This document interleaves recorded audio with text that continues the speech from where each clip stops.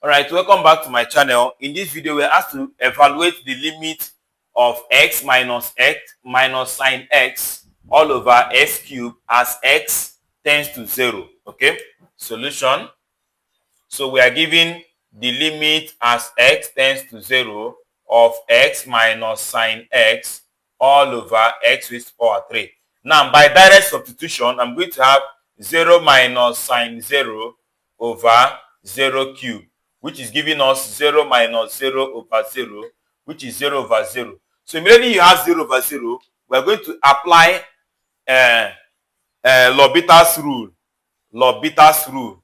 L'Hopital's rule. So that is it. To apply that is simply to differentiate. And the differentiation is that we are not taking quotient rule. Just take each of them as a component of themselves. So we are now going to have the limit as x tends to 0. Differentiation of x is 1 minus differentiation of sine x is what? Cos x all over differentiation of x cubed is what? 3x squared.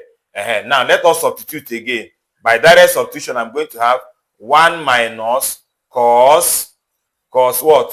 Cos 0 all over 3 into 0 squared. So I'm going to have 1 minus cos 0 is 1. Okay, all over 0 again, which is what? 0 over 0. If you have 0 over 0 again, you have to differentiate again. So let's differentiate again. To differentiate again, I have the limit as x tends to 0. Differentiation of 1 is gone. Differentiation of cos x, I have minus first. Differentiation of cos x is what? Minus sine x. Okay, all over. Differentiation of this will give you 6x. Okay, so direct substitution again. I'm going to have minus is plus. So I'm having sine 0 all over 6 into 0, which will give you 0 over 0. And 0 over 0, you have to differentiate again. So differentiating again, this is setting as what? The limit as x tends to 0 of just sine x over 6x, because minus is plus. So by differentiating again, I'm going to have that this is what? The limit as x tends to 0 of differentiation of sine is what?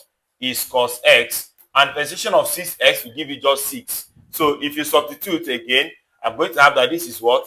Cos 0 over 6, and cos 0 is 1, which is what? 1 over 6. So my answer is simply 1 over 6. So in limit, once you get 0 over 0 or infinity over infinity, what do? You differentiate and substitute again. If you still get the same thing, you differentiate. You keep differentiating until you have a value, and that value becomes the limit of that function. So thank you very much for watching. Please don't forget to like, share, and subscribe.